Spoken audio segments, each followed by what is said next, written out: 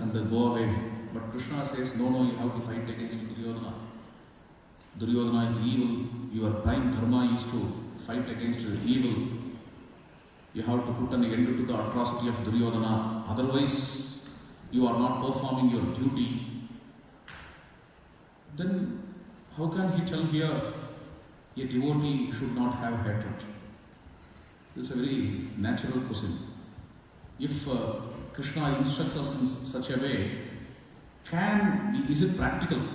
Can we be without hatred in our life to any being in the world?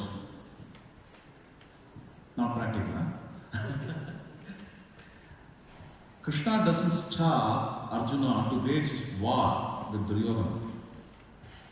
Waging war is duty, but it can happen without hatred. Hatred from heart is not there. But yet, fighting against Duryodhana is to establish dharma.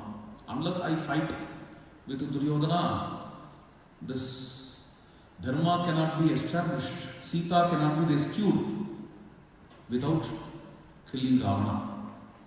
Rama gives various chances to Duryodhana, Ravana. In many ways, Ramachandra is giving chances. Rama is expecting keenly, may Ravana come and take refuge in me. May he beg pardon, I will forgive him. May he give back Sita, I will forgive him. That's how Rama is expecting Ravana. But this tendency of Rama is taken by Ravana as Ramachandra's weakness. Rama is weak, therefore he is waiting, he is not coming.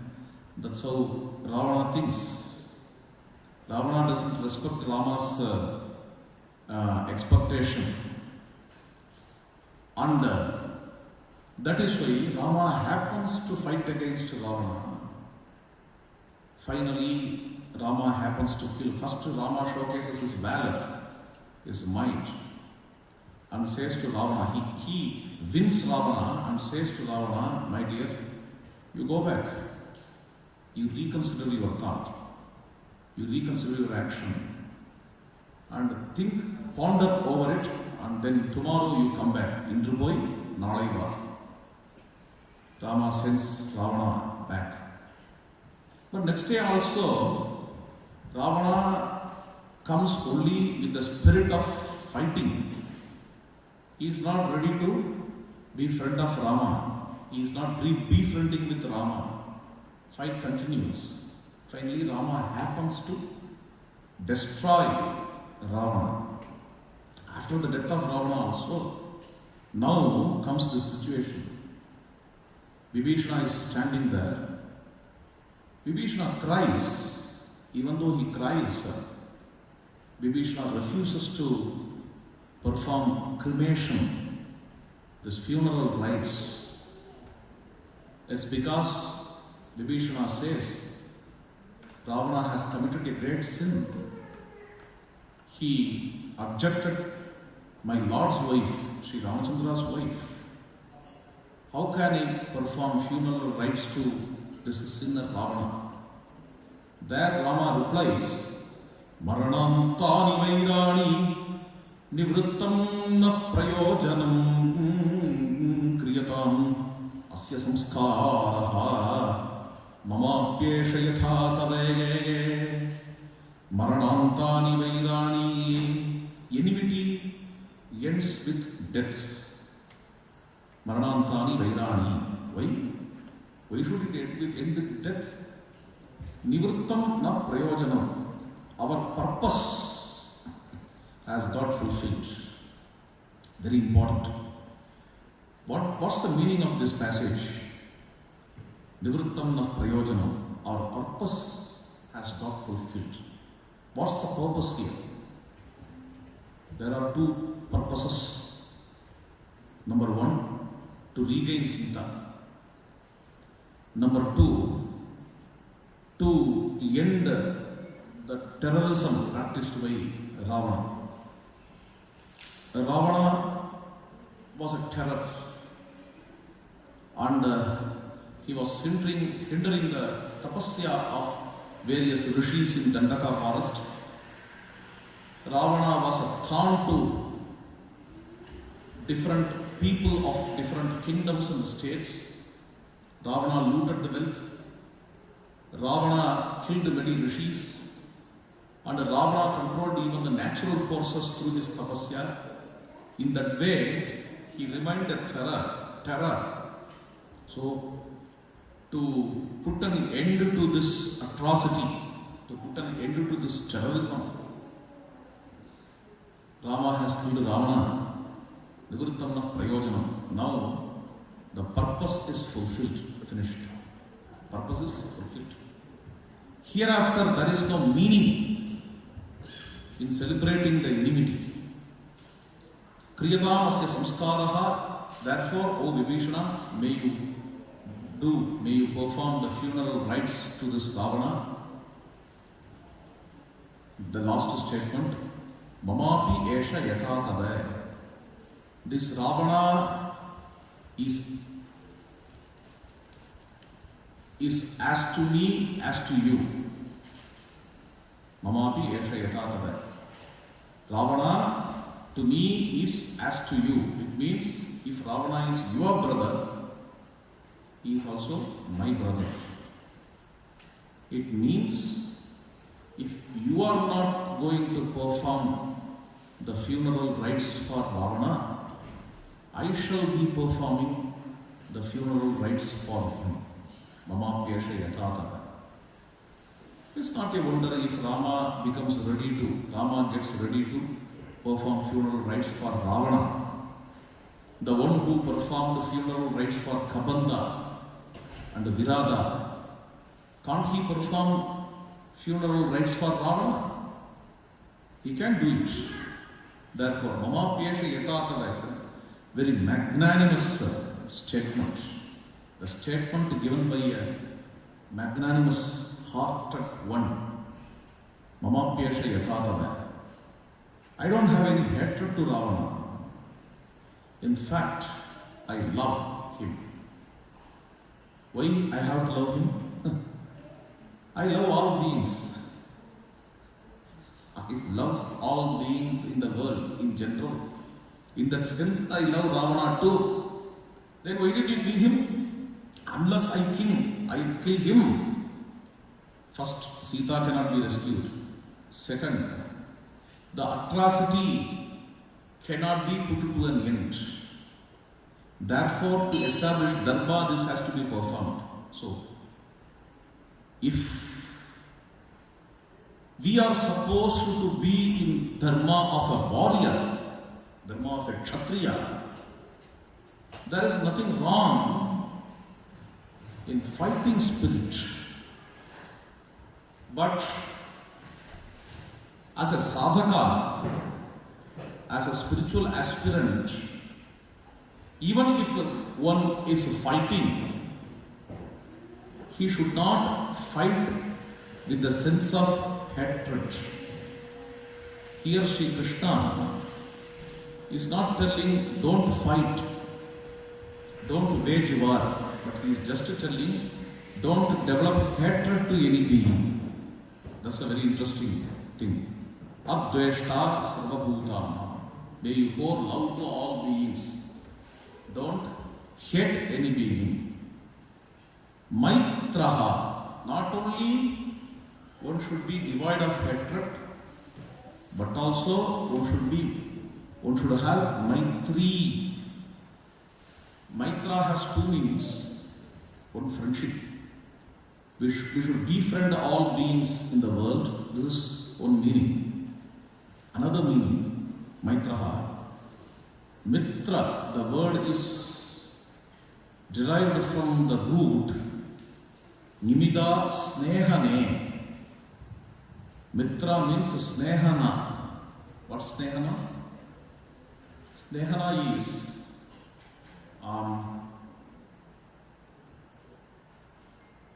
that is a consistent flow of a honey or ghee. Okay, that is Snehana. That's called a Snehana in Sanskrit. In this way, if some feeling is consistently flowing towards the beings, what kind of feeling? If I see somebody suffers, then I feel sad for that. Such a kind of a feeling is mitrata or maitri.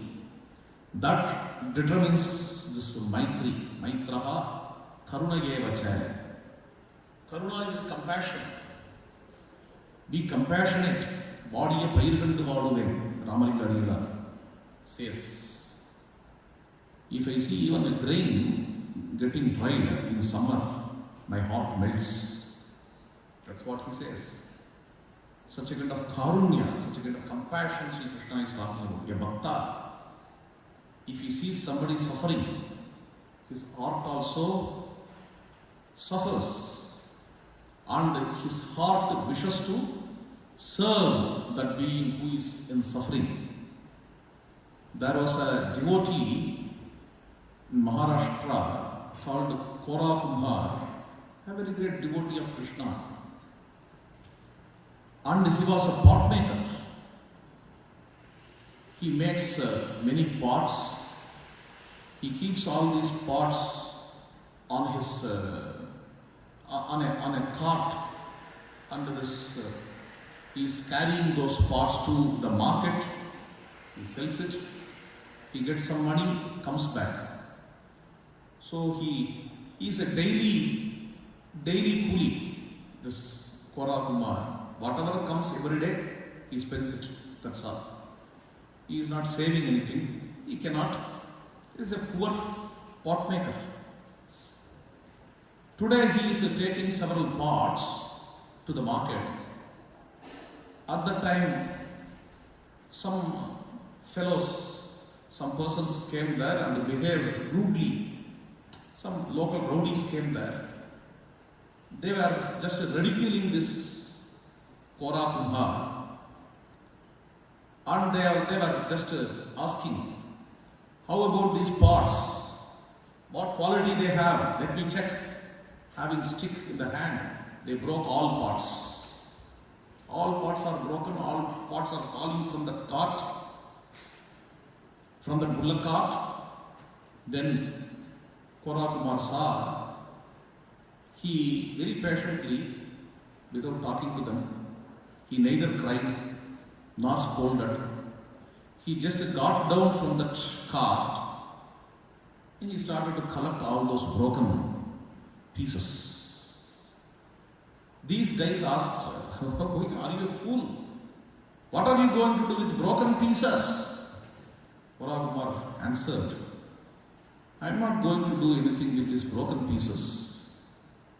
But if these broken pieces are placed here, they will pierce those who are walking in this way, passerby, pierce the feet of them. Therefore, I am collecting all these things. Such a kind of tendency a devotee has. This is karunaha, maitraha, karuna yevacha. The broken pieces should not pierce the feet of the passerby. That's what he says. On seeing these qualities of a bhakta, even Bhagavan's heart melts. There was a great soul in Tamil Nadu. His name was Sridhara Ayyawad. You might have heard of him. A great man, Sridhara. This is Sridhara. He is once in between Kaveri river is there. Crossing this Kaveri river, he goes to have Shiva Darsana in Thiruvadai Marudur. He stays in a village called Thiruchuru. He has to cross Kaveri and he goes to see Thiruvadai Marudur temple. Every day he goes and comes back. Today there is a huge storm. It's heavily raining. Sridhara Venkateshwara is standing on the bank. Today I may not get the darshan of Madhyarjuneshwara, Lord Shiva. he sheds drops of tears. At that time, a priest came, and this priest said, Sridhara Yaval, you can't come today. You say, there is a very huge flood in Kaveri. Please go back to your house. And here is Shiva's prasada. Please take this and go back to the house. And with a very great reverence, Sridhara Yaval got that prasada and asked, may I know your name? My name is Mahadeva Shastrigal, Mahadeva Gurukal. Then he went. Suddenly it clicked in his mind. He came from Madhyarjuna, this Tiruvadai Marudu, that priest. How he crossed to the river Kaveri? This Mahadeva Kurukal, how he crossed to this Kaveri? And in the temple, every day I am going to the temple, there also I did not see this priest. Who is this guy? I was surprised. Next day he went to the temple and saw such a priest was not there. He inquired, such a priest was not at all there in temple. Then he recognized Mahadeva in Garbhagriha, in Sanctum Sanctorium. That Lord Shiva came in the form of a priest to offer prasadam to us. Therefore, from that day onwards he thought, in any form Lord Shiva may come to bless us. I should be careful. Every form and name in the world is none other than the manifesto of Lord Shiva. Because I have to see the beings. That's what he said. He thought. Once he went to take bath in Kaveri river. On the way he saw a Chanda, an outcast. He was very much hungry and he was in need of food. Therefore, what Sridhara Yaval did on that day, he had a Shraddha Dina, Shraddha in his house. For that day Shraddha, they have cooked food for the priest. He just went into the house and without a least of hesitation, he took that food which was cooked for Shraddha. He brought it and offered to this guy, this outcast person. Then he went back to the house and they started to cook further. Now this Sridhara Yaval went and invited the priests of that village to come and to have food in their house in Shraddha. Those priests demanded, no, we are not going to come. Because at the time of Shraddha, we want to take Uchishta, the remains of an outcast. How can we take in Shraddha? We will not come. But Shraddha has to happen. This is a very important ritual. Paying homage to the ancestors. Please tell me, in what way I can appease all of you? You have to perform an atonement, prayashchitta. Then we can be appeased. What kind of atonement? You have to take bath in Ganga. Only then we will come to take food in your Shraddha. How can I go to Ganga all the way? Tiruchirur is here in Tamil Nadu. Ganga is there in Uttar Pradesh. If I go and come back, it will take a year. So I will be missing my Shraddha. Today Shraddha has to happen. What to do?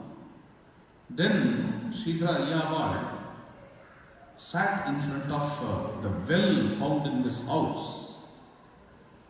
He started to recite the Ganga Stotra composed by himself.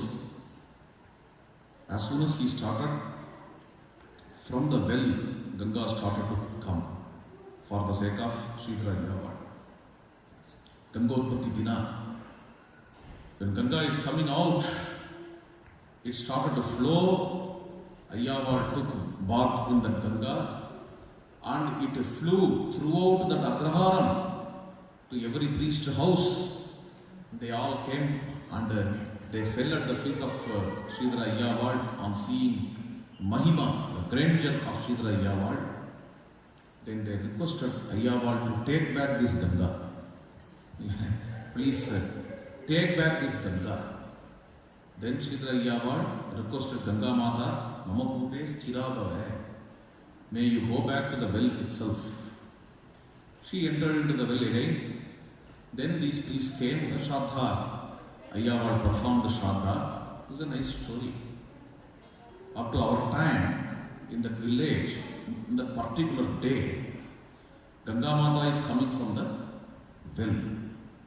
All devotees go on to take bath. What does this story convey? It conveys, even on seeing an outcast, the compassion is pouring from the heart to the great souls. This is a lakshana, this is a qualification of a great soul. Maitraha karunaye vachaye. One more story. A very great saint named Sant Ekanath, you may be knowing. This Ekanath, he took the same Ganga in a vessel. He went to Kashi, he took Ganga, he was coming back. Many people from his village, Pratishthanapura, went to Kashi. They all took bath, they took Ganga in the vessel, they are coming back. On the way they are passing a desert. In that desert, a donkey is dying. If a donkey is dying, what matters to us? We don't bother. We don't bother. We are going in a car. We see some donkeys dying in the street. Do we bother? We may feel sorry for that, but we don't do anything for that normally. That will be here there is a law, you will be knowing better than me.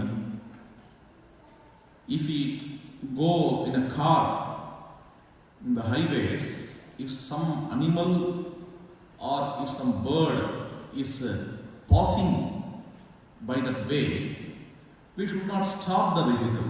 We have to dash and go, that's all. That's how the law is. I am just sharing one thing with you. A person newly came from India to USA. What he did in Washington DC, the highways, he was driving the vehicle and in front of him what is that? Ostrich? That bird's name, ostrich, a huge ostrich with all its little ones. They are going, they are passing. This guy stopped his vehicle. He knows the law, yet he stopped his vehicle. After all, what they are going to ask, if they ask for some fine, I am ready to pay, but let me not kill these beings for this. With that thought, he stopped his vehicle and he was just watching this ostrich and all. And suddenly he saw many cars are waiting behind him. Those persons who are driving those cars, they came to this guy. This guy thought, I don't know why these guys are coming to me. They are going to scold me. Therefore they are coming. That's how he took. But those guys, they came to him and said, they all applauded him. And they said, we also want to do it. But following the law, we generally dash the animal and we just cross them. That's all. But you are doing a wonderful job, they said. Why I am telling this? The human conscience is universal, whether it is USA or India or any country. This conscience is universal. This conscience guides the beings in ahimsa. We should be harmless to the beings. That's a kind of heart generally everybody has. Karuna Yavtya, Sant Ekanath. Ekanath saw this donkey dying. Then he thought, let me give Ganga water to the donkey. If I give some water, donkey will get up. All others said, hey, you are mad. Ganga water is very rare. You are bringing Ganga from Kashi. Once in a life we go to Kashi. Again we may not go to Kashi. Once in a life we get water from Ganga and you are giving that water to a donkey. Donkey is dying due to its prarabdha. Why should you give Ganga water to wake up it? Ekanath said, no. If I don't give, my conscience pricks. He will not listen to us. Let us go away. They all went. Ekanath went to the donkey. He took the donkey and kept on the lap. Donkey's head. Then he started to feed the donkey with this water, Ganga water. When he is doing this, surprisingly he sees the one who is lying on that lap is not just a donkey, but Lord Krishna himself. Krishna is drinking Ganga water from Ekanath's vessel. On seeing this Vittala, Ekanath is shocked. He folded his hands. Oh Krishna, oh Vittala, you have assumed this form also. I think that this is left among avatars. You came in the form of a fish, you came in the form of a boar, you came in the form of a tortoise, and only this donkey is left. For this you came here in this form also.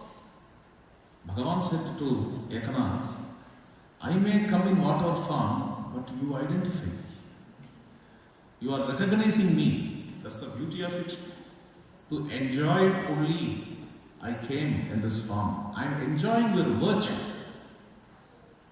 The compassion that is pouring out of your heart, that virtue I am enjoying, Sri Krishna said, Maitraha Karunayevacha. Next virtue of a bhakta, Nirmamaha, Nirahankaraha. There are two great obstacles in the path of spirituality.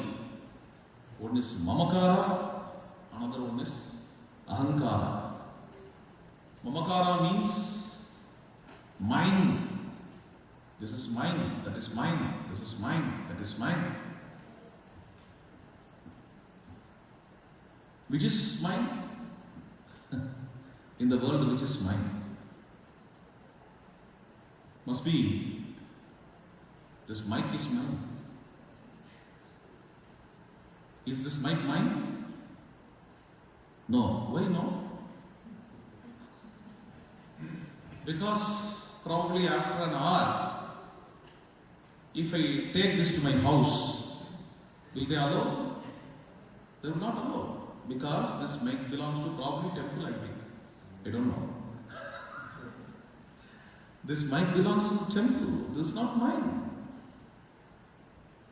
Why this is not mine? Even though I use it, this is not mine. Why? Because I can use this only for an hour. Right? If this is not mine because I can use it only for an hour, how can the so-called my house is my house which I can use only for some 50 to 60 years? Okay. What's the difference between an hour and the 50 to 60 years? An hour is very small compared to 50 to 60 years we may tell. It's only a relative truth. If you compare some billions of years, there this 60 years are nothing. This body is mine. Simple question, just in a simple question, the whole Vedanta is there. What's the question? This body is mine. How long? How long? If somebody dies, his body has to be buried. If his body has to be buried, if his body is buried, it belongs to the maggots. They are going to eat the body. If it is cremated, it turns into ash and it will belong to the Mother Earth. If it is thrown in the forest, then the animals will take, it belongs to the animals. Maximum for 100 years, this body belongs to me. Maximum for 50 to 60 years, a particular house may belong to me. If it is a rented house, it may be belong to me for some 10 years or 15 years. That's all.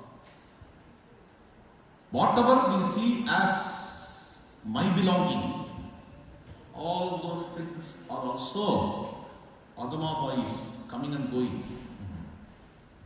They are also transitional. They are also temporary. They are also transitory. As this mic's my belongingness, my usage of mic, my belongingness of this mic is temporary. The same way, the usage of my house, my car, my body, my dress, all these things are also temporary. As the usage of my car and my dress is temporary, they also don't belong to me. It's a fact. Nobody can refute it. Then where is there this minus? Where it exists? Minus exists only in our notion. It's just our notion. Notion is always there. If we are going to buy a place, while we are traveling in car, we see that place. Where we are seeing, this is my place. How it became my place? Once I went to somebody whom they called as the owner of that place. I was transacting with him.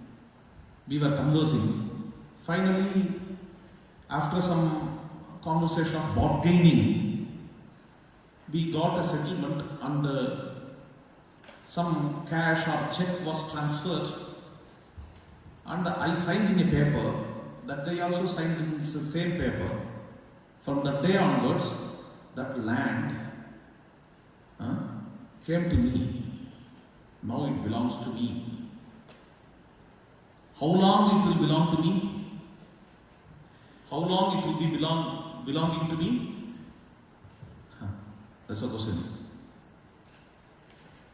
In one fine morning, somebody comes and he is transacting with me, he is talking to me, and some agreement is made, some bargaining was done. And then I signed, that they also signed. I sold that land. From that day onwards, this land doesn't belong to me. What makes this belongingness? Is there any change in that land? No. What made this belongingness? Just, it comes to my notion through a paper and it goes away from the. Okay. So belongingness is based on two things. One, paper, that registration paper. Two, notion. In these two ways, belongingness comes. Fine. Okay. What Bhagavan says here is, let belongingness be just in paper. Why should it come to motion? For a transactional sake, for a vyavahara sake, let it be in paper. It has to be in paper. It has to be in paper. Then only we can have possession, we can have wealth, and our day-to-day life has to run. These are my relations, this is my car, this is my house. All these things should be there. But where they should be, they can be in paper. They can be in paper, but in notion, you keep aloof. You need not think, we need not think that this belongs to me, that belongs to me, this belongs to me. If somebody becomes a trustee of some social organization, take for example, some great soul, for example, a great soul becomes a trustee of a dharmasthapana like this temple or an orphanage or a hospital. Does he feel that the wealth belongs to the trust, belongs to me? Does he feel that? No. I am appointed as a trustee. I have to do my duty. Somebody comes as a leader of the nation, probably somebody is elected as Prime Minister of the nation. For next 5 years, I am going to be a Prime Minister of this nation. Then what's the mentality? Mentality is this. He should not think that I am the king of this nation. No. I am appointed. I am a social worker. I am appointed here to do service, to serve the people for 5 years. May I do this service as much as possible. Even a king thinks like this, not just a Prime Minister. On those days, the days of monarchy, even there you can see such kinds of expressions. Take the same example of Ramayana. Dasharatha says to Rama, tomorrow I am going to crown you. Then Rama comes to see Mother Kausalya. There Rama informs the news of his coronation ceremony to Mother Kausalya. How he informs? Mother, tomorrow I am going to get coronated. He doesn't tell. He just says, Amba Pitra Niyuktosmi Prajapalana Karmani. What a beautiful expression. Oh mother, I am appointed. Amba Pitra Niyuktosmi. I am appointed by my father in the service of the subjects. In guarding the subjects. Prajapalana Karmani. This is what Rama says. Therefore, I need your blessings. How Mother Kausalya responds? There you see. Oh Rama, you are going to become the king. And you will expand your territory and be another Alexander. Kausalya doesn't bless in this way. Kausalya says to Rama, my dear Rama, Purushe Pushkare Kshale, Yayam Ikshaku Rajyasrihi Utratvam Samsarayishyati. The kingdom which belongs to the Lord Pundarikaksha. Pundarikaksha is the fixed name for Lord Vishnu. Okay. The kingdom which originally belongs to Lord Narayana, may the kingdom you rule. And Nandaya Prajaha, you gladden the subjects of Ayodhya. That's how Mother Kausalya also says. Such a tendency they had. Such a kind of tendency we see in the early kings of India. This is Karma Yoga. This is Karma Yoga. If somebody becomes a king, for example, Maharana Pratap Singh, Aj or Rajaraja Chola, the great king, Rajaraja, what he felt, I am not the king. But Lord Shiva, Brihadishwara, who is in the temple, he is the king of this Chola kingdom. That's why you see Rajaraja Chola's signature as not Rajaraja Chola, but Shivapada Hridaya. That's the signature of Rajaraja Chola. In the same way, Swadi Tirunal of the Thiruvananthapuram king, perhaps one of the richest kings of the world. You see Thiruvananthapuram wealth, Marthandavarman's wealth, it is still now in Padmanabha's temple. Okay, those kings, when they sign, they write as Padmanabha Dasa. I am not the king. Here, the king is the one who resides inside the temple. Rangeshwaraha Rajavadarganiyaha. Lord Ranganatha is the king. Brigadishwara is the king. And that's why all royal honors are offered to Bhagavan. That's a beautiful thing. The kings, especially of Tamil Nadu and Kerala, they offered all royal honors like umbrella or whisk, and vehicles like elephant, chariot. All these things are offered, even including the palace. While temples are very big, it was a kind of democracy. Okay, in democracy, we say democracy has to be principle oriented. Monarchy was once a person oriented. A visible king is there, and the people's orientation is towards the king. That's how monarchy was. Now democracy, we are evolving gradually, therefore we need democracy where the people should lead a life of principle.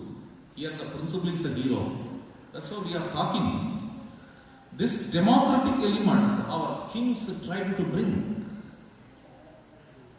That's why we see a transfer, Nirmamaha, which Bhagavad Gita is talking about. Sri Anna, my Guru and Father,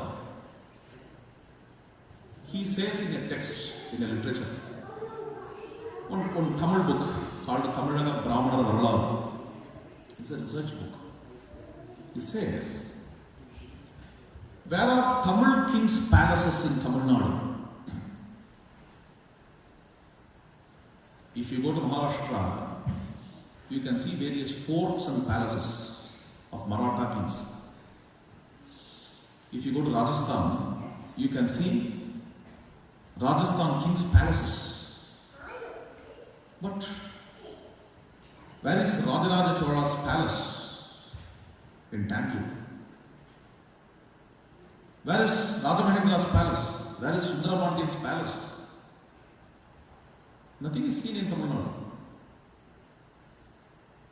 Where are they? Are they demolished? No. Such a kind of history also is not existing. Others came and demolished the palaces of Rajaraja Chola. No, such a kind of, we don't hear such a kind of history in Tamil Nadu. Where they have gone? We see in Tamil Nadu a Maratha ruler's palace. Saraboji's palace is there in Tanjore. Thirumalai Nayakar's palace is there in Madurai. But where are the palaces of Tamil kings? After asking this question, he gives a wonderful reply. The palaces are not there because they did not have palace at all. They led a simple life. Not a poor life, definitely. They were with common people. And among the common people, their houses were little rich. Okay, richer.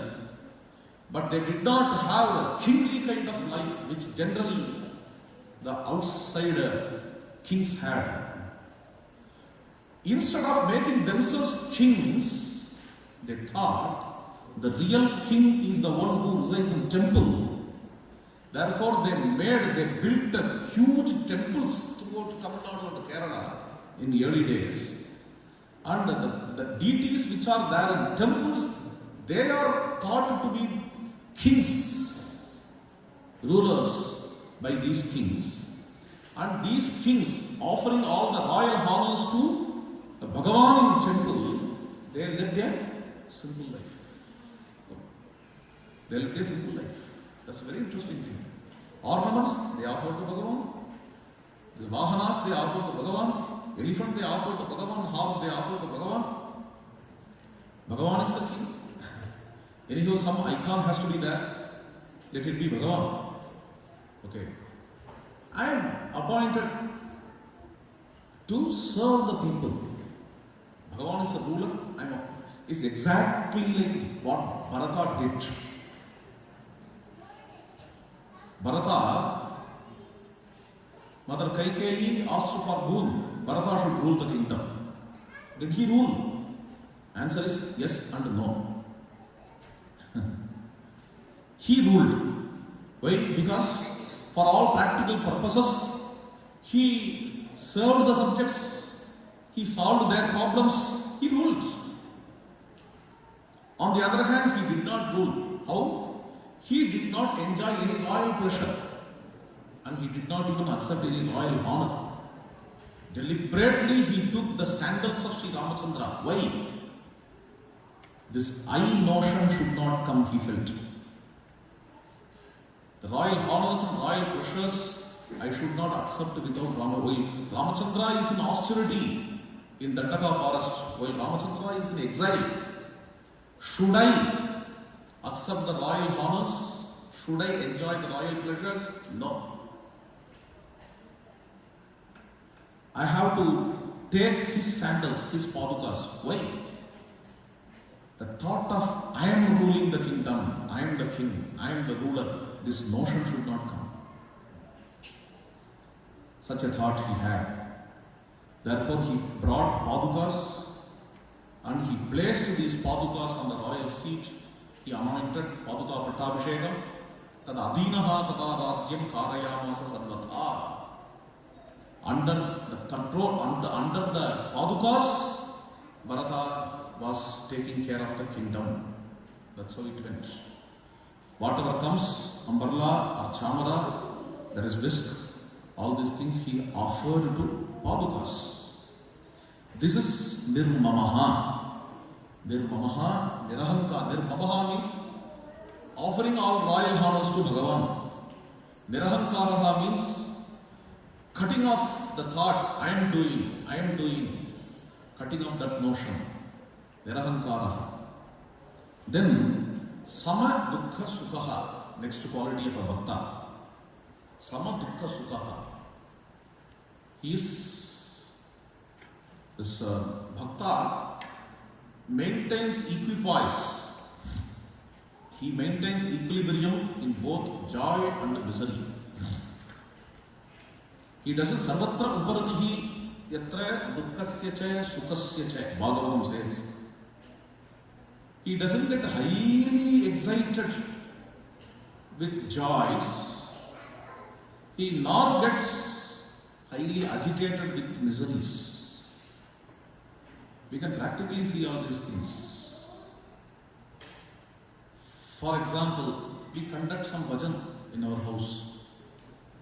Some Sita Gayam, something we conduct.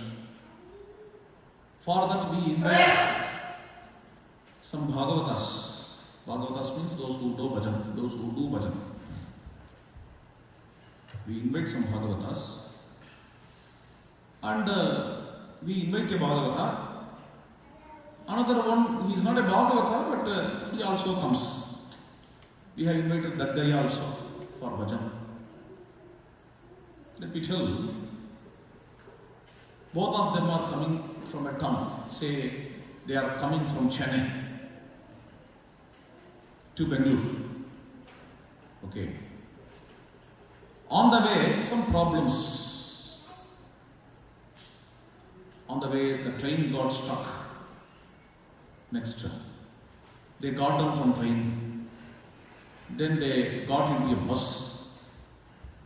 The bus was going, and the bus met with an accident. They got down from bus. They picked up a taxi. They came in. Somehow they managed to come to Bangalore. All these things happened. Two of them. One is a Bhagavata who generally does bhajana in many places. Another one, an ordinary person, a Laukika. Both of them have come. We can see, we can observe two of them. This Bhagavata, he comes under just in one or two words.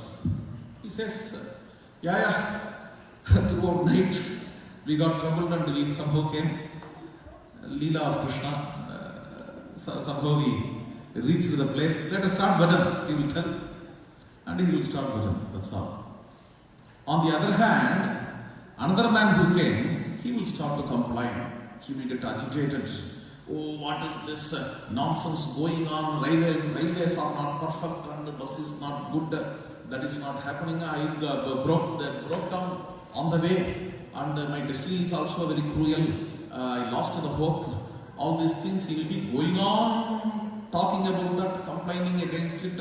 Morning to evening, that will be his subject matter. Morning to evening, that will be his topic. You can see the difference.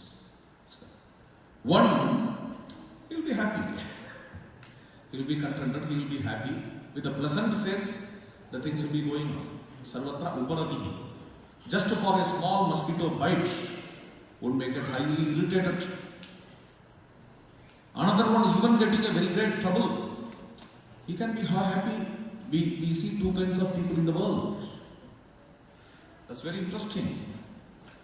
Why? Because why this guy is going on complaining? Because he doesn't have any other topic to gossip. His subject matter is to gossip. He doesn't have a philosophical thought or some engagement in devotional services.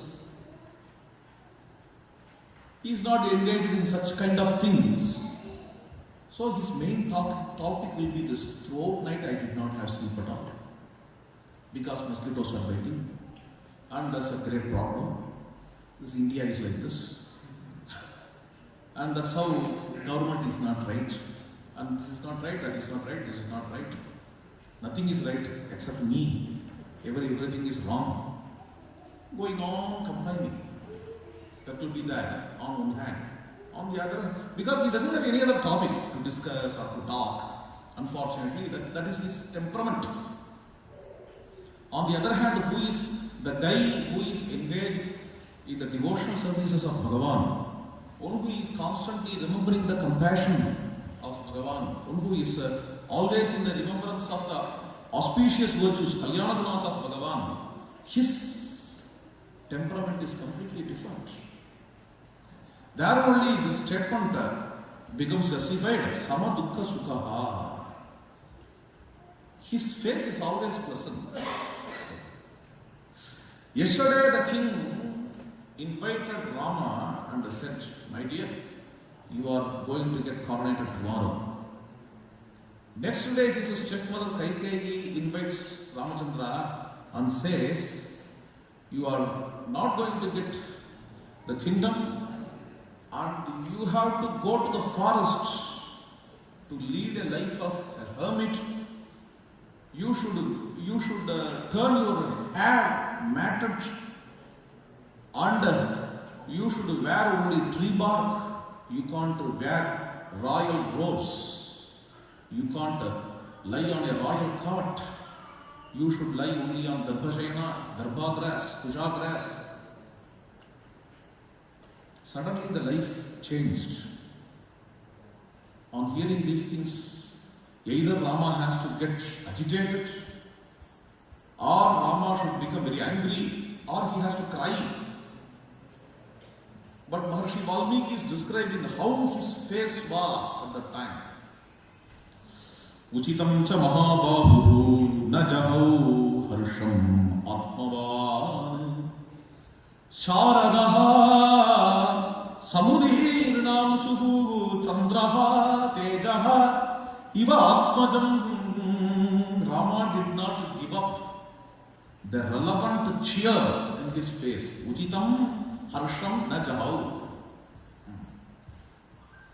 It's because of our.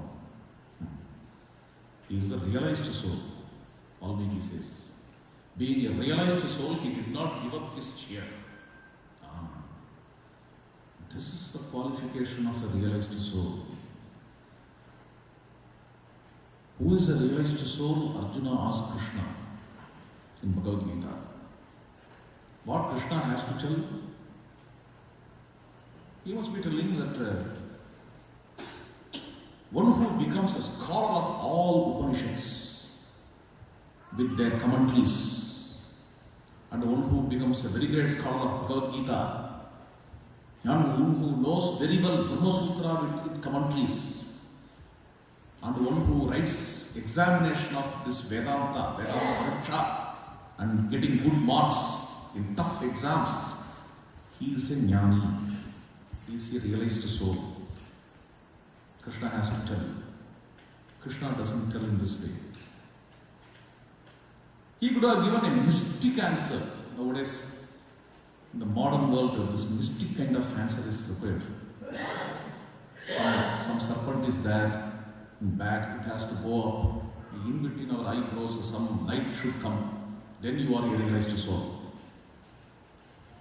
Somewhere I got some WhatsApp message. Today early morning I woke up, I went immediately to trance, samadhi. After taking some samosa, I was tasting samosa and a pizza. That made me to go to, directly going to Nirvikalpa Samadhi. Such kind of answers, is Krishna going to give such kind of answers? To a jnani, to a realized soul, in what way Krishna is going to explain it if you see that? Who is Sita Pragyana? Who is a jnani? Arjuna is asking. Krishna simply says, one who sees the Atman everywhere in all beings, and one who is balanced in his life, in joys and miseries, and one who is not imposing upon the self all these troubles, all these miseries of the world. One who is detached from the sensuous pleasures. Krishna is talking about these simple things. The same way here, who is a Bhakta? Again, Krishna is not giving a mystified answer. Here, while talking about Bhakta, Krishna says, Adveshta Sarvabhutana, one who doesn't hurt others. Maitraha, one who is loving the beings. Karuna Yavache, one who is merciful, one who is compassionate. Nirmamaha, one who doesn't have the notion of ego. Mindness. Nirahankaraha, one who doesn't have a notion of I-ness. That's how Krishna is going on talking. Human values. Human value is jnana, human value is bhakti. A very basic thing Krishna is talking. Samadukka sukha. Maharishi Valmiki, and in that particular context uses the word Atmavan. Pravivesha Atmavan Veshna. Uchitam cha Mahabahu Najahau Harsham Atmavan. Rama did not give up the cheer, being a realized soul. Next, that's the Lakshana of a realized soul. Next, Sharadaha Samudirnam Suku, as the darkness of night cannot reduce the lustre of the full moon. In the same way, Sri Rama's face is resplendent. Even such a darkness in his life could not remove the effulgence in his face. His face is illumining. His face is extremely pleasant, that thousands of people are standing outside None of them could guess what happened inside the palace. They are continuing to think that Rama's coronation is going to happen. That's how. This is Samadukha Sukha. Then Shami. Shami means my devotee is tolerant. This tolerance can be taken in two ways.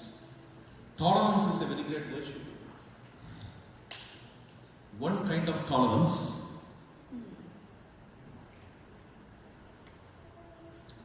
being tolerant with the people around us, being tolerant with the situations, this is one kind of tolerance.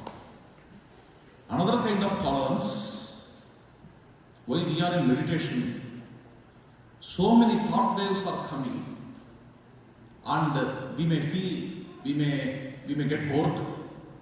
At the time, if we tolerate that boredom, if we start to tolerate the thought waves that are ebbing in our heart, then gradually they all disappear, paying way to go inside, to stay in the self within. This is dealt in the 6th chapter of Bhagavad Gita. Shanai Shanaihi Uparamet Udhyatriti Grihitaya Atma Samstham Manakrutva Nakinchitapi Chintayet. Shanai Shanaihi Uparamet. Gradually, slowly and steadily, we have to withdraw, we have to relax. Shanai Shanaihi Uparamet. How? Buddhya, through the discriminating intelligence, also through the willpower. What willpower? Mind always tends to go out on seeing various forms and the names. When they are going away, give auto suggestion. Calmly tell that mind, my dear, come back. Come back to what? Come back to the self. It may not be understandable. Come back to the object of meditation. If you take some mantra for meditation, or if you take your breath, come back to that object of meditation. Atma samstam manakrutva. Through this constant auto-suggestion, calm your mind. May your thoughts get settled. May your thoughts get dissolved in the pure consciousness. Nakinchitapi chintayet. May you not think further. A beautiful verse. Shanai Shanai Uparamet Vidhyadriti Grihitaya. This is tolerance.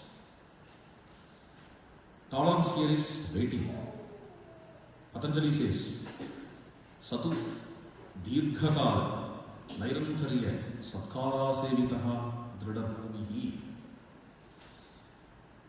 Staying in internal peace gets well grounded in due course of time by the constant and the consistent practice. Dirghakala Nairantariya Satkara Sevitaha.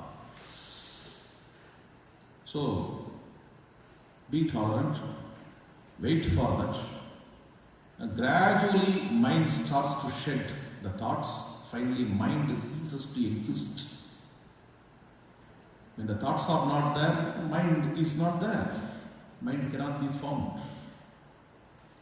That which remains after the dissolution of mind, after the dissolution of thoughts, is Atma. That's all.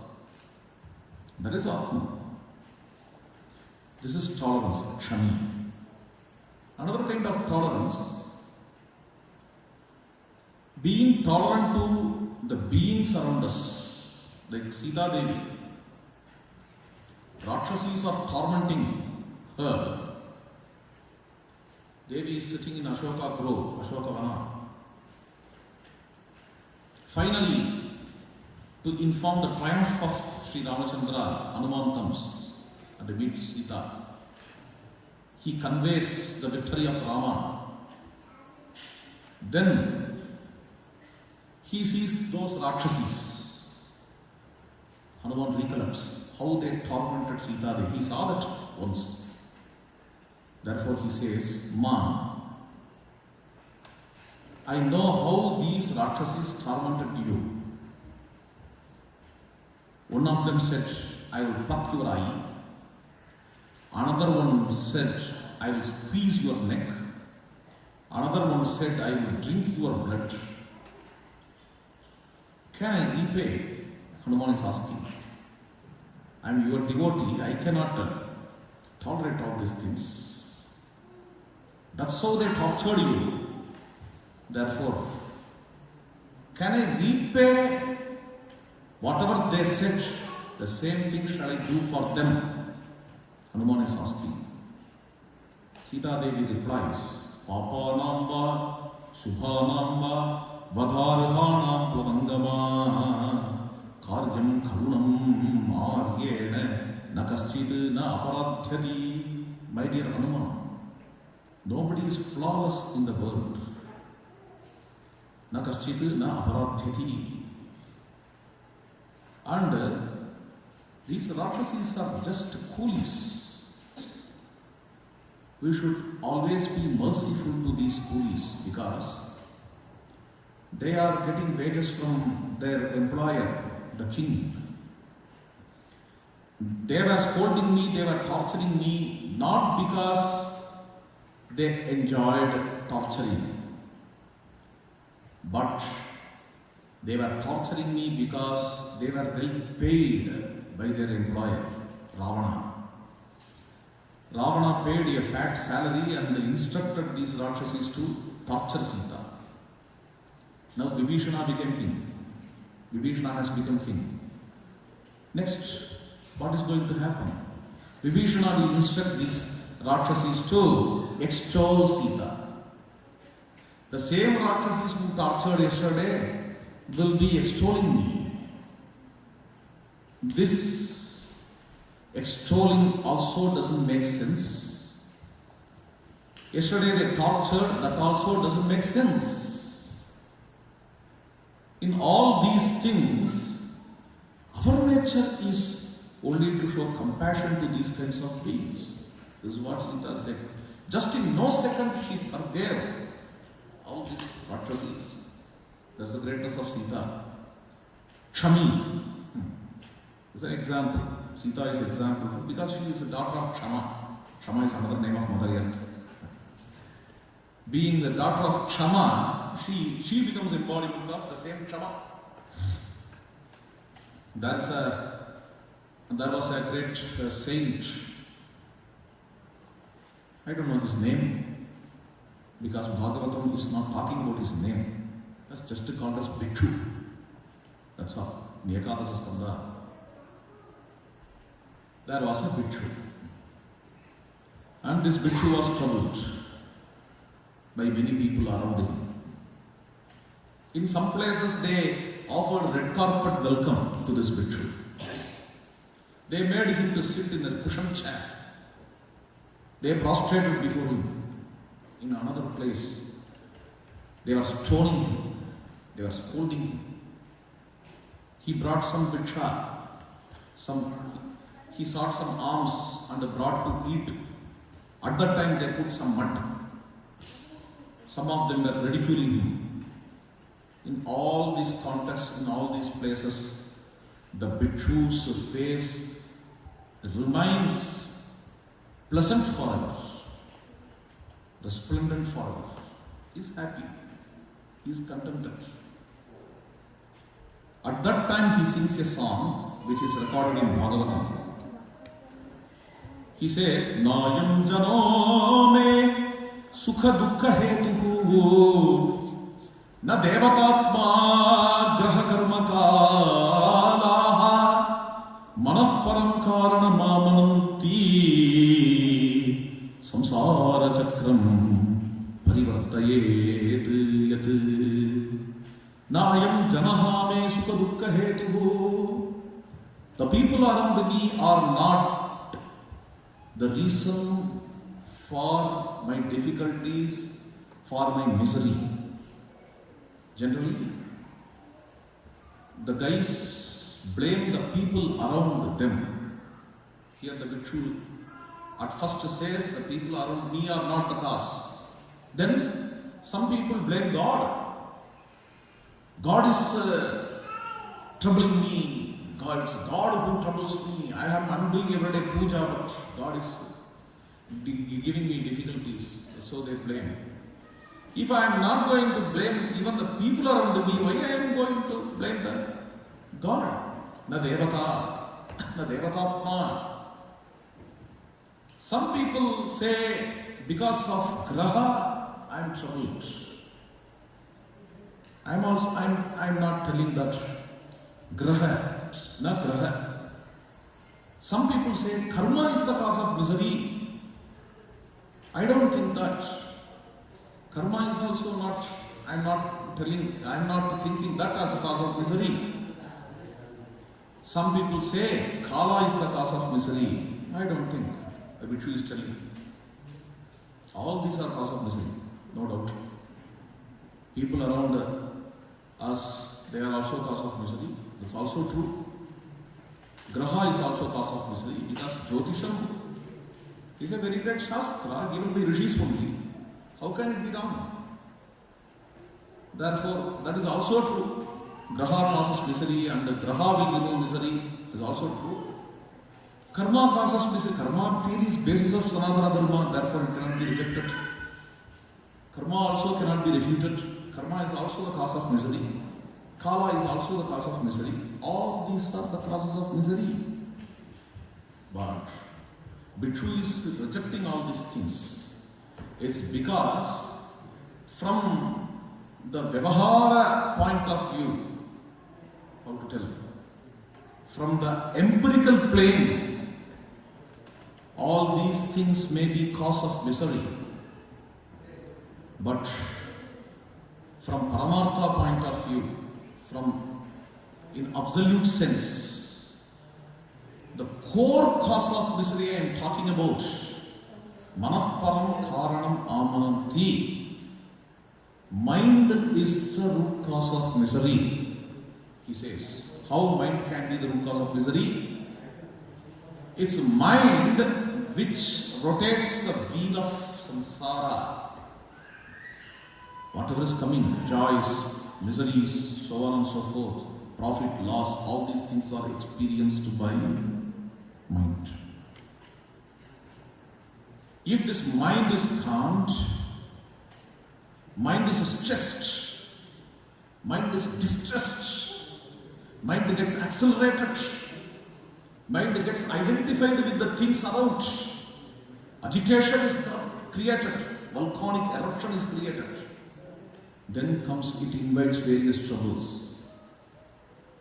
If the mind is calmed, if the thoughts found in minds are getting dissolved in the base, in the pure consciousness, then a jnani doesn't get troubled at all. It's this mind which is culprit, which makes samsara. Manahparam karanam amananti samsara chakram parivartayevyat. Therefore, instead of blaming all of the external faculties for our misery, just to work with the root cause of misery, in spite of presenting papers, why misery, what is misery, many people do that. Why misery is a very everlasting question. Why misery is as old as the misery itself. This question is as old as the misery itself, starting from a very simple story of an apple. Somebody ate apple, therefore we are suffering, starting from that simple story. Up to so many philosophical discussions, so many things are going on based on the fundamental question, why misery? Instead of talking about all these things, when misery comes in our mind, just observe what is that misery.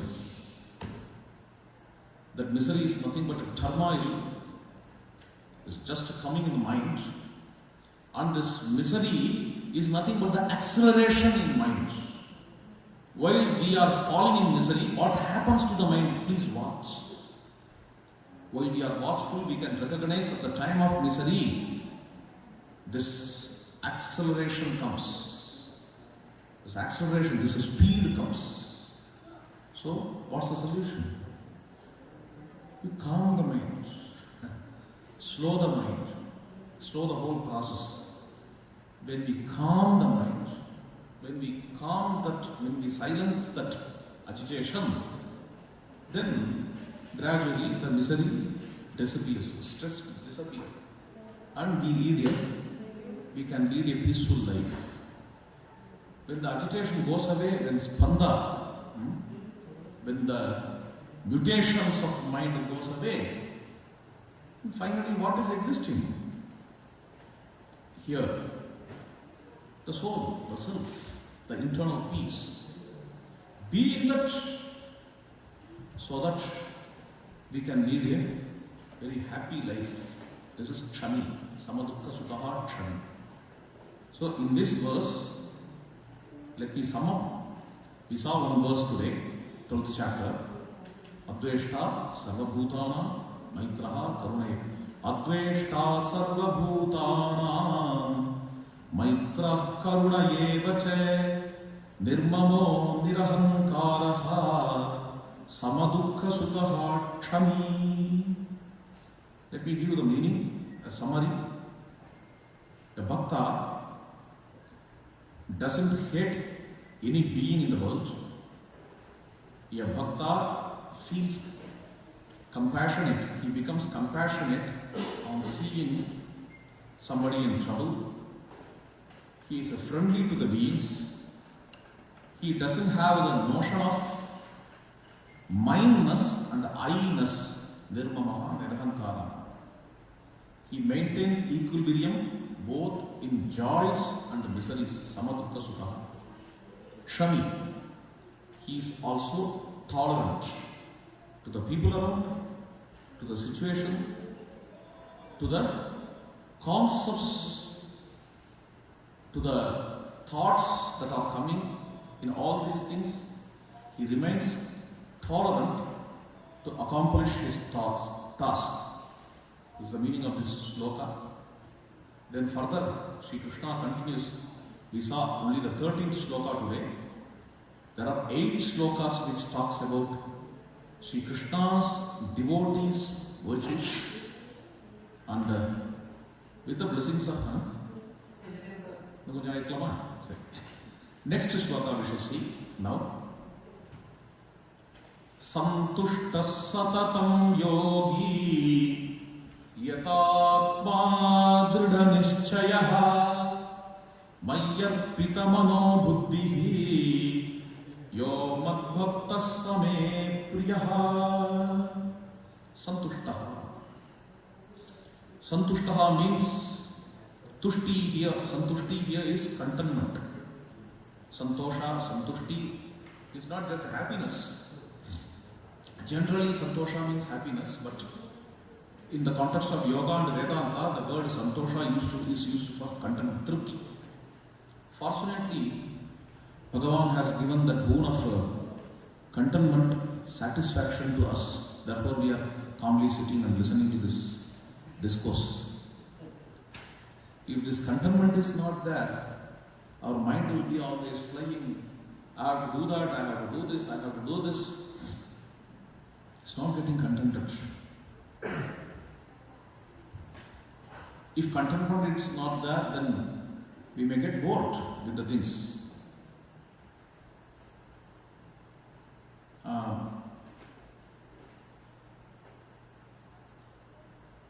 An old lady, my guide, Dr. H.R. Nagendra, used to narrate this story.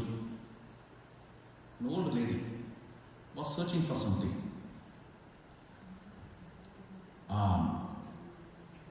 A child comes there, a young boy, a party, a granny. What are you searching for? She said, I have lost a needle and I am searching for that. Oh, you have lost a needle? Let me also search for that. Let me also help. That boy also started a search for that needle. Then suddenly it clicked in his mind. Granny, are you remembering? Where did you lose it? You see that? A dark room. There I lost that needle. For last half an hour I am searching here for you. And you are telling you lost the needle there. After losing the needle in dark room, why are you searching for the needle here? That granny said, I am searching for the needle here because here only I have light.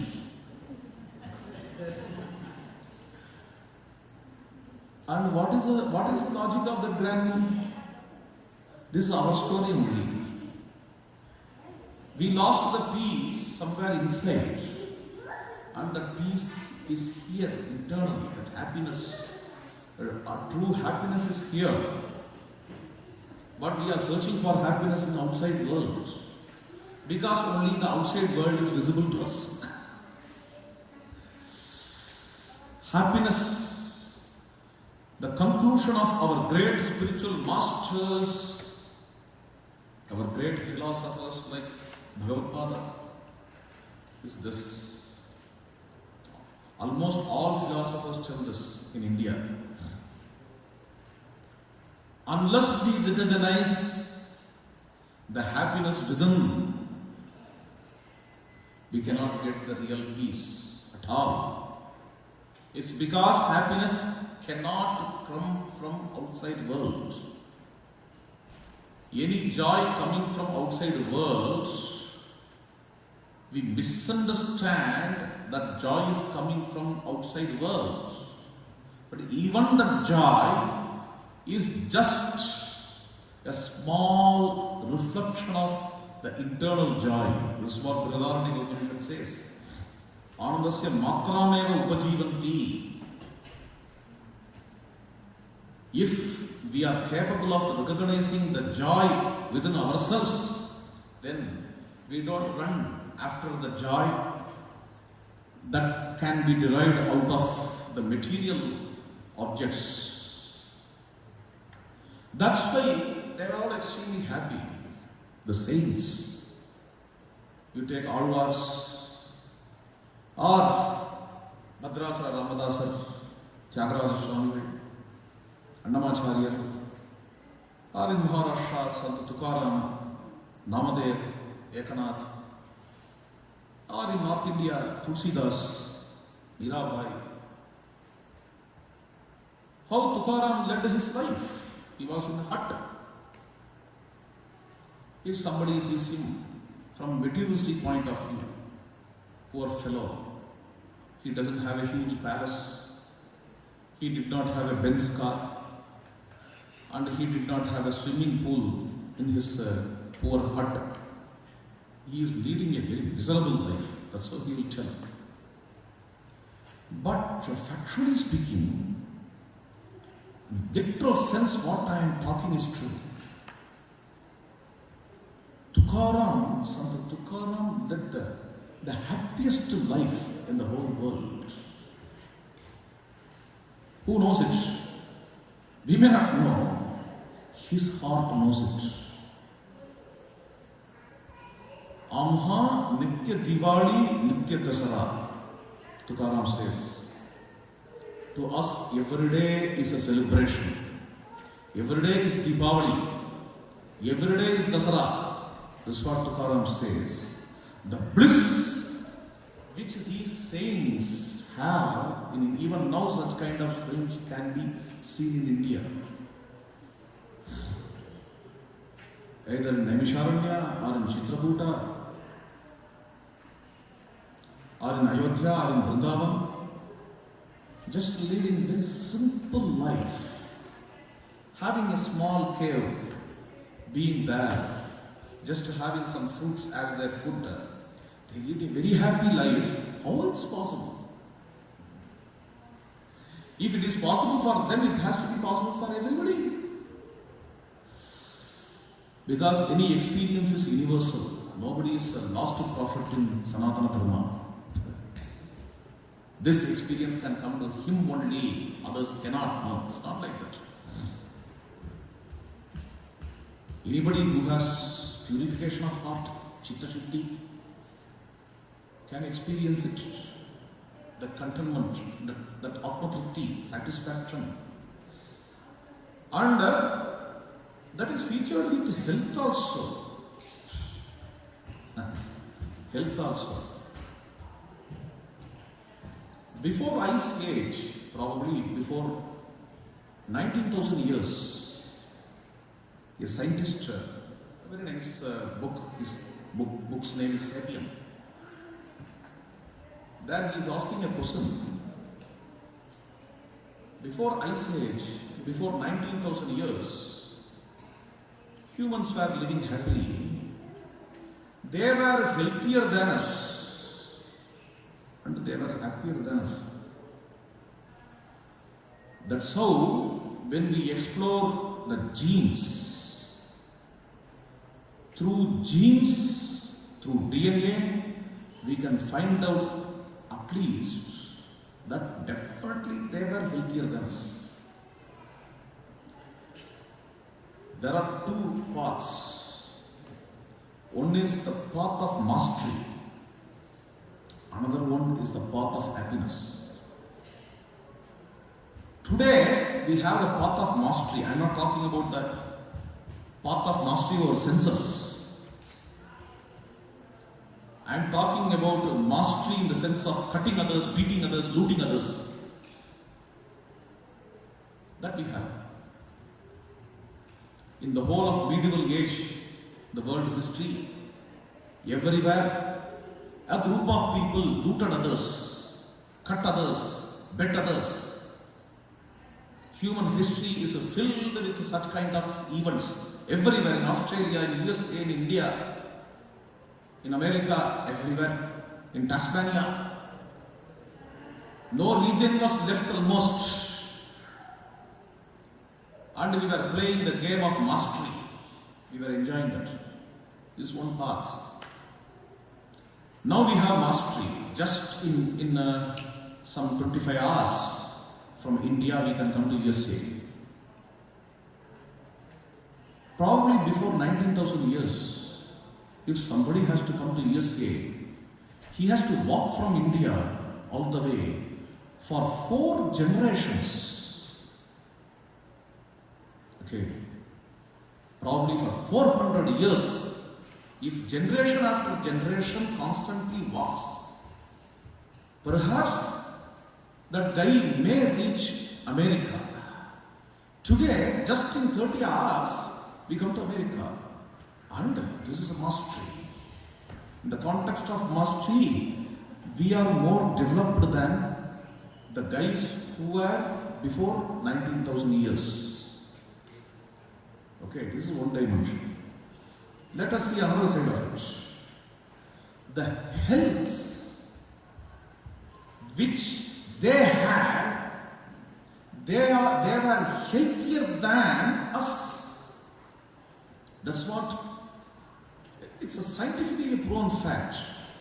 So which is more important? Is this mastery important or that health important? It's a basic question. This fundamental. We are capable now even to go to the moon orbit. Going to USA. We may go to moon orbit, but if we cannot lead a peaceful life, if we cannot lead a healthy life, the life which was enjoyed by the humans who were there before 19,000 years, then what's the use of it? Santosha has to be the objective of our life, not mastery, not cutting others or looting others. Okay, if we choose the path of santosha, that is contentment, happiness, then with that path one becomes fulfilled, santushtaha. Then satatam yogi. Satatam can be taken for the word santushtaha also, yogi also. Okay, it's in between the two words. Satatam means always. Santushtaha satatam, he is contented always. And satatam yogi, he is a yogi always. What's yogi? Yoga is defined by Vasishtha as Manah Prashamana Upayaha Yoga Ityabhidiyate. Any method to calm the mind is yoga. This is the definition. Manah Prashamana Upaya, any method to calm the mind. What method? Listening to the talk.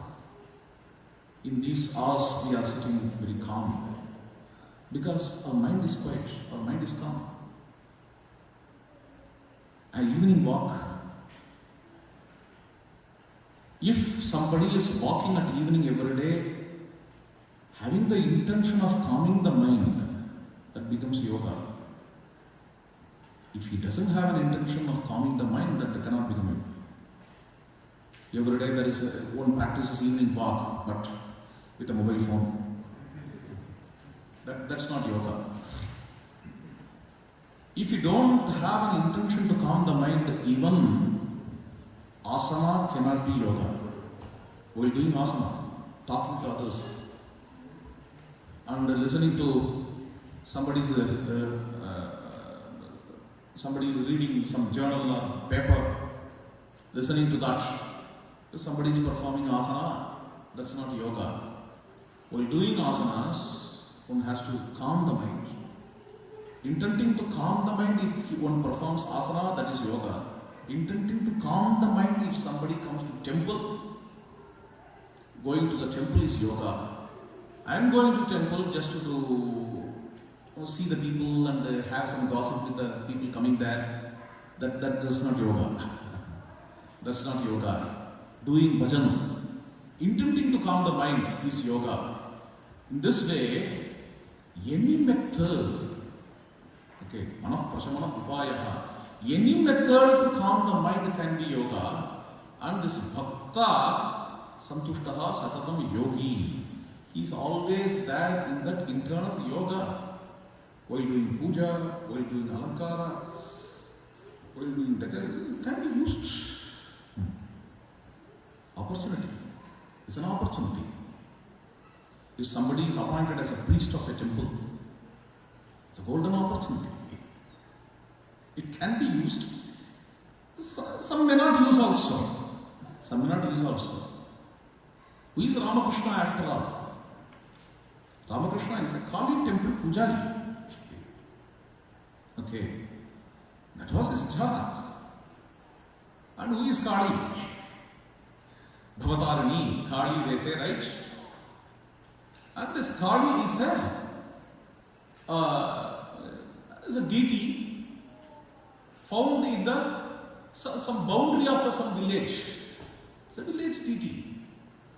There Ramakrishna is appointed as a temple priest. He used it and became Jagadguru. He used that golden opportunity. Why? There is no need for me for thinking about my yogakshema. Somebody is taking care of this temple and he will be taking care of me also. I get every day some food as prasada of Kali and this Radhakanta, Krishna. I am doing devotional services to Krishna and Kali. And whenever devotees come, I do some Deeparadhana. Remaining time, I can do my sadhana. I can do japa. I can recite mantra. I can do my own pranayama. In these ways, I can calm my mind. And I can talk to my Kali. Through that also, I can calm my mind. I can stay in internal peace by talking to my Kali and developing that prema to that mother. I can identify myself with the mother. I will be playing with her. I will be talking to her. I will be circumambulating her. And I will be chanting some stotras with her. I will be doing all these things. The whole life I am going to dedicate to sadhana, spiritual sadhana. Ramakrishna led this pure life. He was not a great scholar. He was not a very great intellect and all. But he led this pure life which became a guiding light to the whole world. Only that light came in the form of Swami Vivekananda to the Chicago, long ago, before our arrival, we all came only 1960s to my knowledge. Okay, long ago, while even a single Indian was not there in this USA. In Chicago, he came to Chicago, gave the lecture, and he conquered the hearts of all people. Through what? Just by an address? Brothers and sisters of America. That's how he addressed. Just by this address, can he conquer the heart of the people? No. The one who addressed in this way is important than that address. If a trivial person just addresses the people, brothers and sisters of America, it doesn't touch the heart. But when Swamiji says this, it touches the heart because it is coming from the heart. In the audience, he sees that everybody as his, really, truly, he sees everybody as his sister and a brother. Then when he addresses all these guys who are sitting there, who are listening, their heart is touched. Then they start to applaud. Sri Ramakrishna's sadhana came in the form of Vivekananda to USA with a message which has to reach the whole world. Whole world. In Chicago, while he's talking to the people, he says, suddenly a bell was ringing. In that lecture it comes. A bell was ringing. He says, Swamiji says, the bell which is ringing now here, which is heard by us now, this is the bell of the bell to the death of all fanaticism, all genocide. That's what he says. And you see, that's what USA expected on those days. This religious conference was conducted for that reason. He understood, he recognized, he realized that spirit of this conference. This is Sahridaya. Those who arranged for this conference, they arranged it for only the universal peace, gathering of all religions. There, Swami Vivekananda established it. That universal harmony from Sri Ramakrishna's heart. These are all beautiful things. It's not an ordinary incident. Swamiji's Chicago address is not an ordinary event. I know the depth of it. It changed the whole world. The tapasya which Ramakrishna had, this is Satatam Yogi. A bhakta always remains in yoga. Without Ramakrishna, without Vivekananda, how these great saints can come? The saints who came after Vivekananda, you see, whether he is Sri Aurobindo or Nivedita, you see all these great souls, they all came only after Ramakrishna's tapasya, Vivekananda's efforts. This is what we see. The whole Sanatana Dharma got a new shape and it became a message for the whole world. Whole world. Such a kind of universal harmony was brought by Swamiji to the world. This is Satatam Yogi, Santushtaha Satatam Yogi.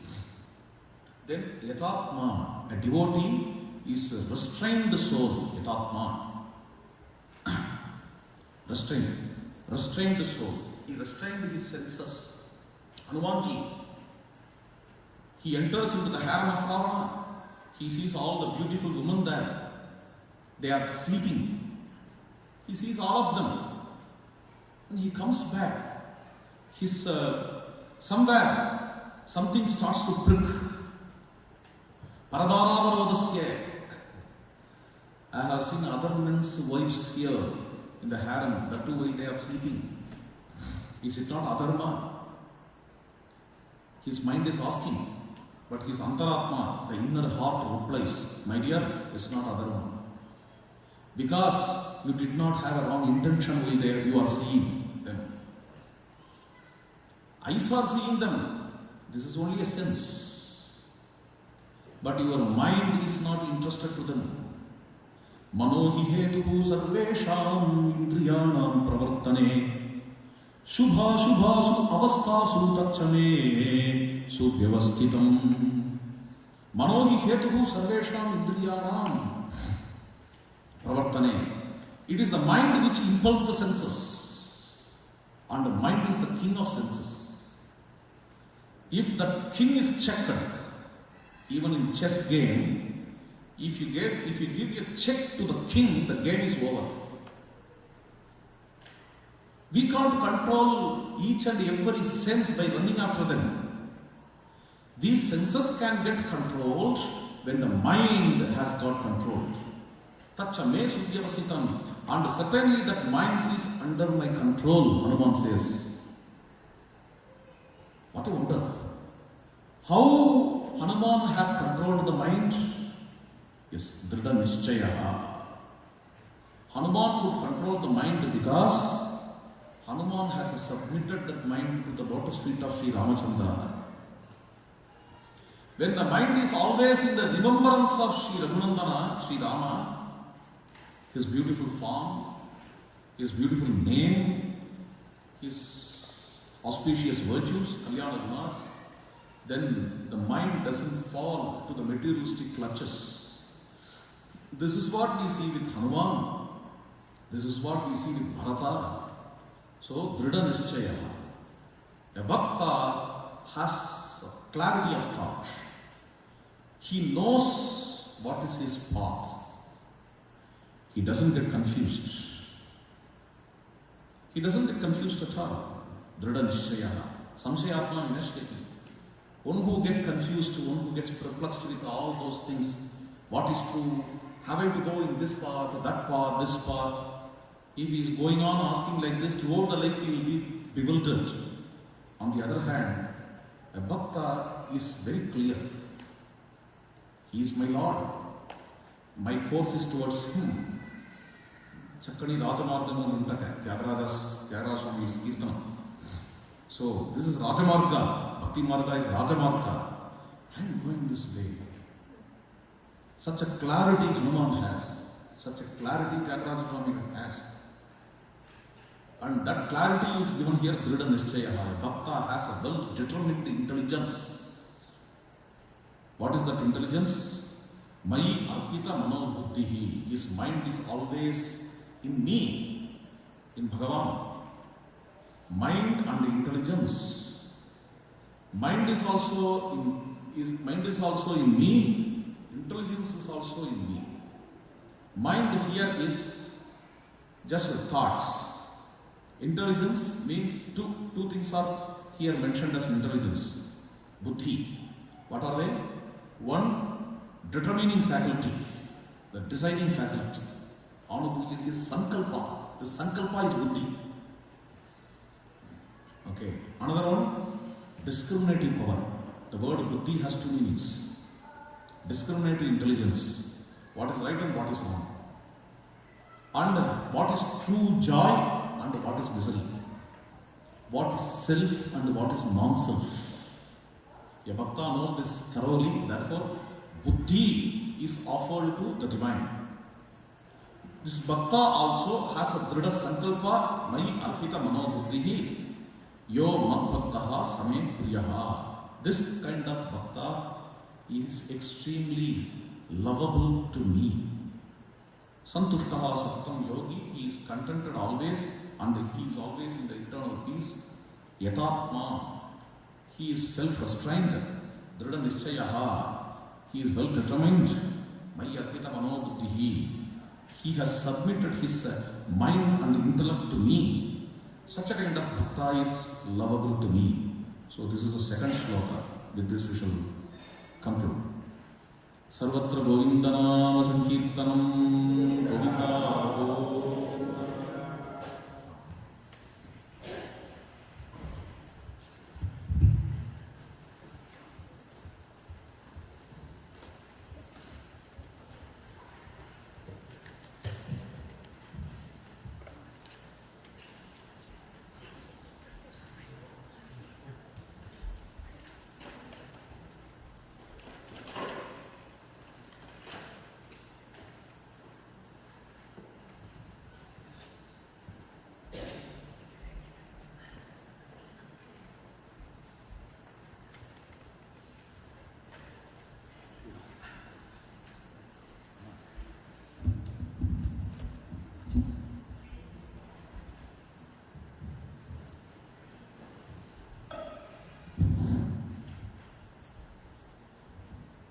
Thank you, Ranganji, for the beautiful exposition of Bhakti Yoga. I'll ask Dr. Chaudhary to do the honors.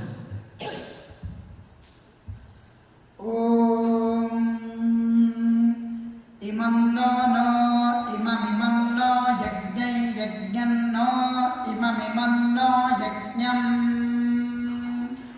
no yajñai yajñanno no yajñam vihave vihave yajñanno no yajñam vihave yajñam vihave vihave yajñai yajñam vihave jushasva jushasva vihave yajñai yajñam vihave jushasva vihave jushasva jushasva vihave vihave jushasvasya jushasva vihave vihave jushasvasya vihava iti vihave jushasvasya jushasva jushasvasya kurmah kurmo asya jushasva jushasvasya kurmah asya kurmah kurmo asyasya kurmo harivo harivah kurmo asyasya kurmo harivah kurmo harivo harivah kurmah kurmo harivo medinam medinagum harivah kurmah kurmo harivo medinam harivo medinam medinagum harivo harivo medinam tva tva medinagum harivo harivo medinam tva hariva iti hari vaha medinam tva tva medinam medinam tva tveti tva narya prajam me gopaya amritatvaya jivase jatan janishyamanan amrite satye pratishthitam agnena yasupataraye asman vishvani deva vayunani vidvan yujodhyasmajjuhuranamenaha bhujishtham te nama uktim vidhema.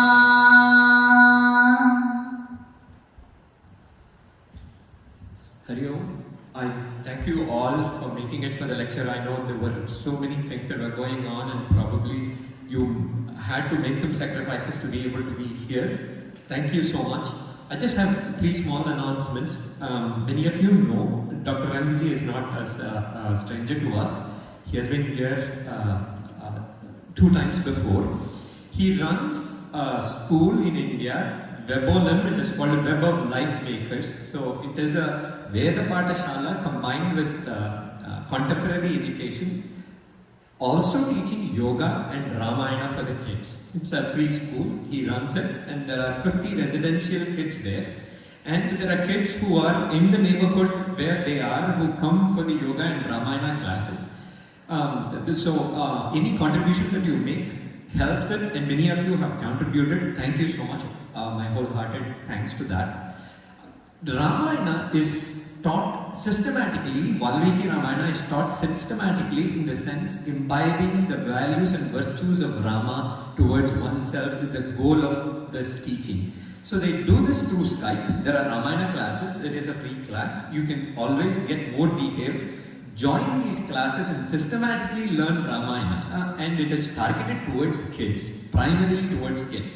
And because it is done through Skype, it does not, the globe is the boundary. There are kids who study from Switzerland, from Europe, all over Australia, all over the globe. It is a beautiful opportunity, and we have seen these kids grow up with these values over the years. It has been happening for, I think this is the 25th year of Webolam, So many have really grown up and are leading a life reflecting the ideas and ideology of Rama and the virtues of Rama, as Dr. Ranganji mentions most of the time. He also runs an ashram, Sita Vallabh Kunj in Ayodhya, where there is a beautiful Rama temple, as he mentioned. The mind automatically goes to the lotus feet of Rama when you are there in the Ayodhya serene setting there. So please make use of this opportunity. If you have kids, or if you would learn to Ramayana, if you would like to learn Ramayana in a systematic fashion, there is prasada. Please do not leave without taking prasada. Thank you very much.